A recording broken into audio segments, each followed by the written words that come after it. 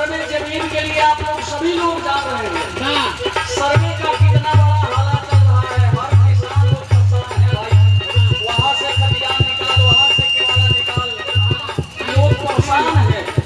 इसलिए नया मैटर जोड़ देना है। हमार डीके एंटरटेनमेंट में आप लोग सर्च करेंगे, यानी डीके एंटरटेनमेंट के मतलब धनंजय कुमार यादव, उसमें आप लोग देखेंगे। को हम गीत गौले वाली लड़का कहा था